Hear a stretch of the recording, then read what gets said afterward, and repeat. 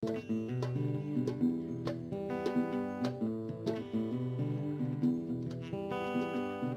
there's a lot of dimensions to that. How it'll settle financially in terms of sustainability, how it'll settle in terms of usefulness and what people trust and actually want to watch, and how it'll settle technically are all different things, and it'll unroll a very fascinating way, I think. The big broadcasters are setting their store on the fact that people will still need trusted sources. So their theory is that, okay, there's going to be a massive video out there, there is already actually, and Google this week is coming on as well into Europe. A massive material, but the public won't be able to find what they want, they won't know what's true and what isn't, what's commercially trying to sell them something, what is simply propaganda. So after a while they will turn back to the trusted sources, which is, you know, the famous BBC, CNN, whoever.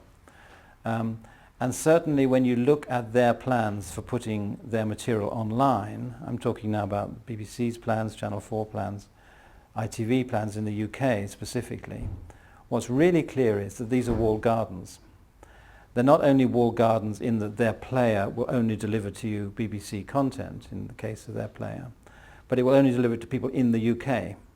So although you might say they're freeing up their content, they're putting online, they're empowering the viewer because they've got more choice in what they want to look at.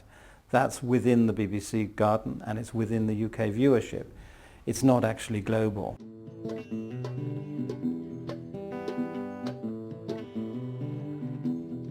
The landscape is changing, as you say, all the time, and I was in the States recently, I was told there are 300 new online video initiatives starting at the moment. So even just to understand what's out there week to week is hard work.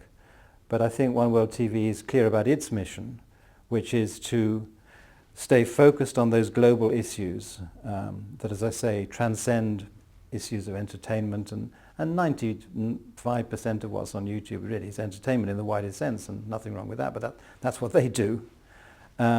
We're about those more serious questions that everyone asks themselves from time to time. You know, what can we do about the future of the planet? What can we do about the terrible disparities in living conditions of people? What can we do about the human rights of those who are being oppressed in different parts of the world? I think there's a very clear focus for us there, and which mechanisms we use.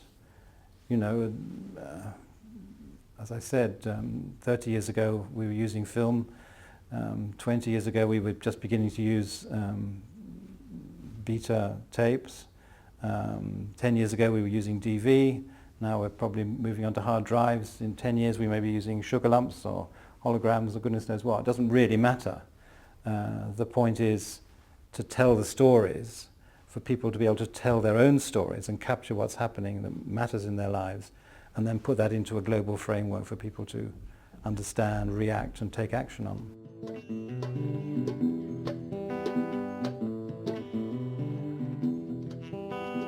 There's been a big discussion in the States as to whether, in a way, social networking and these video repositories actually mean you no longer need public television, because that's going to do it instead. At the moment I don't quite see that, they may be right, because it seems as though you're missing that, what I described before as that layer of interpretation or meaning or context. So if I was now, today, wanting to start a public television service with very, very little money, I probably would do it on top of something like Google Video, but adding a presentation layer. So to put it at its simplest, make a website in which you're pulling the most interesting bits of Google Video, you're adding extra context around the issue that you care about. And I think you could make a very coherent viewing experience that way.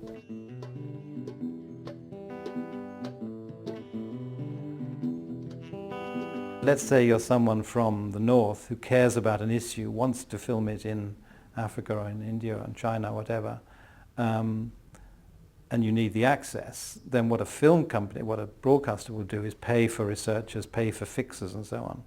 And you're probably not going to be able to do that. So working with an NGO is perfect, because then you have a common interest. They want to get the story out, you need a good story. They want to use the media, you are the media in a small way. So it's absolutely perfect. And then, as you say, there's the logistics. It's getting you to the place. It's introducing you to the people. Doing the interpretation. It's a very, very small but crucial point. The number of filmmakers who get to places and suddenly dawns on them they don't speak the language, any of the languages, because the languages are not the general language of the area, but a very local dialect.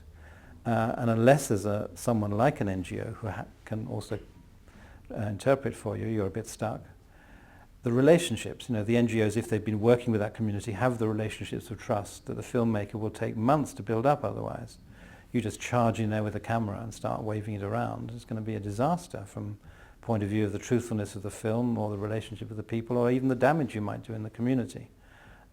You start getting a wrong picture and it doesn't bear thinking about. So an NGO or any other organisation that's really been working with the people and can broker that relationship, take you inside their experience and really help you understand it as a filmmaker is terrific. Of course, we're talking about good NGOs. There are plenty of bad NGOs who may not see it that way, who may just want to put their logo over every Jeep that comes past and make sure that they're going to actually, at the end of the day, want the last final cut of your film and is going to want credits all over it and wants to limit how you use it, in which case that's a different story altogether. You want to be very careful. But the right NGO that's close to the people, that needs you as much as you need them, I think it's a great relationship.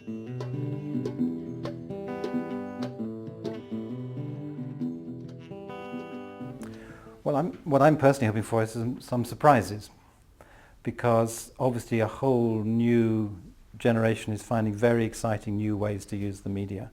The media are changing, the landscape's changing, the opportunities are changing, the issues, many of the issues are depressingly the same, but some of them, particularly around climate change, are actually new and very, very urgent. So, I really want to know some interesting and surprising things.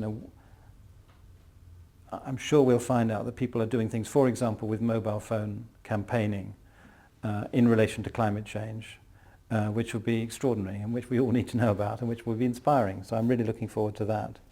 I think collaboration is really interesting issue. One World's always thrived on collaboration. We can't do anything on our own. So the more we have the chance to talk to other people, it's not only to hear, oh, that's a good idea, glad to hear about that, but it's also, can we work together?